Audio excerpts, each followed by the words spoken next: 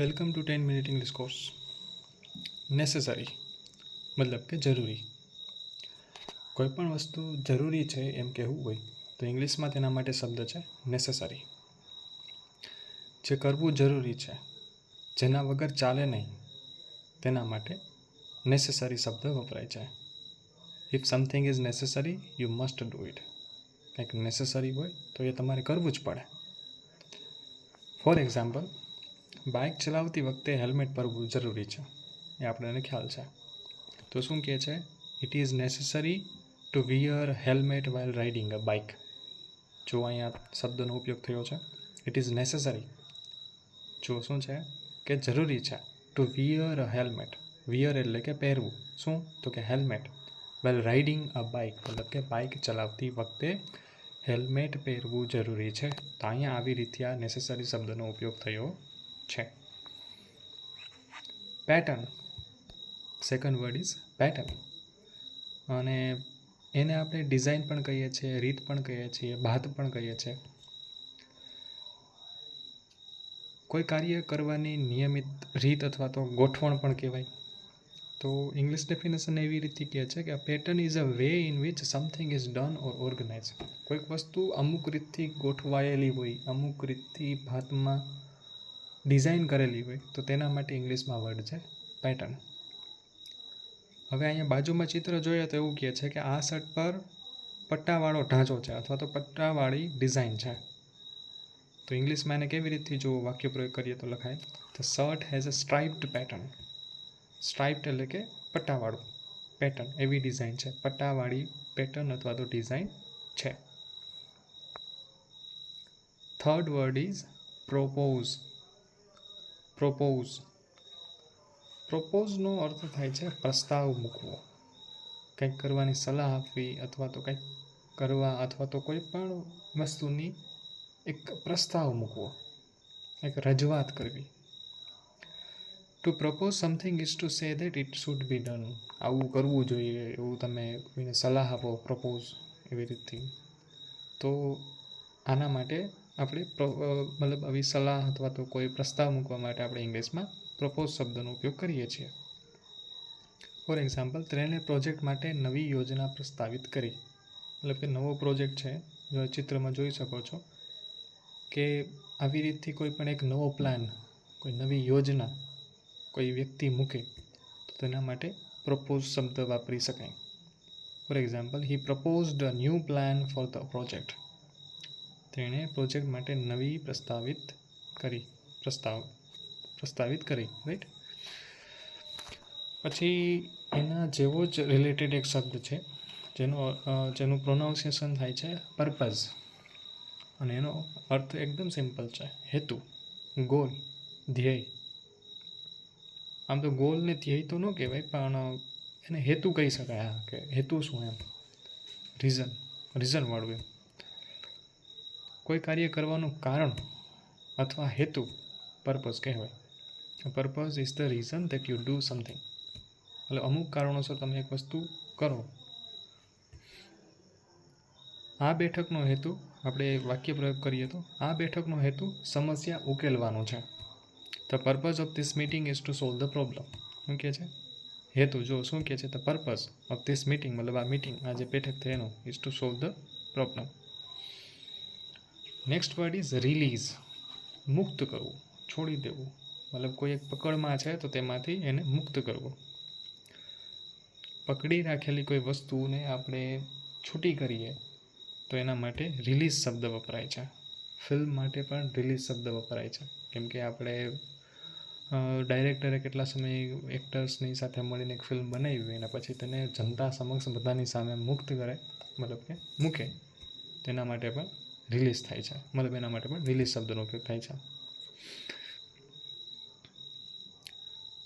એનું વાક્ય પ્રયોગ જોઈએ તો તેણે દોરી ધીમે ધીમે છોડીને મુક્ત કરી. હી રિલીઝ ધ રોપ સ્લોલી. જો શું કહે છે? સ્લોલી, ધીમે ધીમે. શું કર્યું? રિલીઝ કર્યું. રોપ એટલે કે દોરડું, કે ચિત્ર છે, દોરી, રસ્સી. Next word is require. રિક્વાયરનો અર્થ એવો થાય છે કે કંઈક વસ્તુ જરૂરી હોય, ફરજિયાત હોય. એના માટે રિક્વાયર શબ્દ ઇંગ્લિશમાં વપરાય છે. શું કહે છે? કોઈ વસ્તુ ફરજિયાત હોવી અથવા જરૂરી હોવી એટલે require. To require something is to say that it is necessary. જરૂરી છે, આવશ્યક છે. આ ફોર એક્ઝામ્પલ વાક્ય પ્રયોગ કરીએ. જો આ ગુજરાતી વાક્ય છે, આ નોકરી માટે અનુભવ જરૂરી છે. કોઈ ઇંગ્લિશમાં એમ કે આ નોકરી માટે અનુભવ જરૂરી છે, તો એ શબ્દને વાપરીને આપણે ઇંગ્લિશ સેન્ટેન્સ બનાવીએ તો this job requires experience. This job, આ નોકરી, આ જોબ રિક્વાયર્સ એટલે કે જરૂરી છે. શું એમાં શું જરૂરી છે? એક્સપિરિયન્સ. પછી નેક્સ્ટ વર્ડ છે સિંગલ. સિંગલનો અર્થ થાય છે એકમાત્ર, વધારે નહીં, એક. ફક્ત એક જ હોય તેના માટે આપણે સિંગલ શબ્દ ઇંગ્લિશમાં યુઝ કરીએ છીએ. If something is single then there is only one, મતલબ એ એક જ છે. હવે આ વાક્ય છે ગુજરાતીમાં, માની લો કે તે એકમાત્ર રૂમમાં રહે છે. તે એકમાત્ર રૂમમાં રહે છે, તો કેવી રીતે બને? she lives in a single room. તે એક જ રૂમમાં રહે છે, તે એકમાત્ર રૂમમાં રહે છે. સક્સેસ અથવા તો સફળતા. કોઈ પણ તમે કાર્ય પસંદ કર્યું હોય અને તે ખૂબ જ સારી રીતથી પૂર્ણ થાય, તમે ખૂબ જ ખુશ હો, તો ત્યારે તમને મતલબ આપણે એમ કહીએ કે તે સક્સેસ ગયા, એમ તેમના કાર્યમાં તે સક્સેસ ગયા.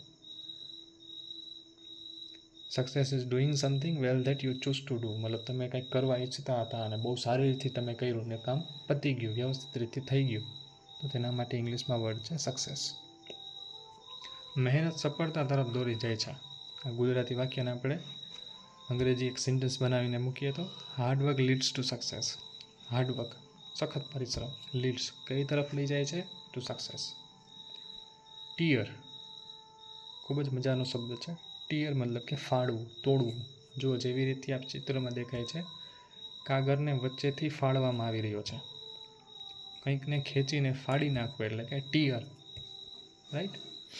Two tear something means to pull it apart, મતલબ કે વચ્ચેથી ખેંચીને એના બે ભાગ કરી નાખવા એમ. હવે આ વાક્ય છે ગુજરાતી, કાગળ ફાટી ન જાય તેનું ધ્યાન રાખો, એવું કીધું. હવે ઇંગ્લિશમાં કેવું હોય તો be careful not to tear the paper. Be careful, પહેલાં તો એમ કહે છે જો ધ્યાન રાખજો, not to tear the paper, કાગળ તૂટી ન જાય. શું કહે છે? કાગળ ફાટી ન જાય, તૂટી ન જાય, તેનું ધ્યાન રાખજો. Next word is theory. થિયરીનો અર્થ થાય છે સિદ્ધાંત.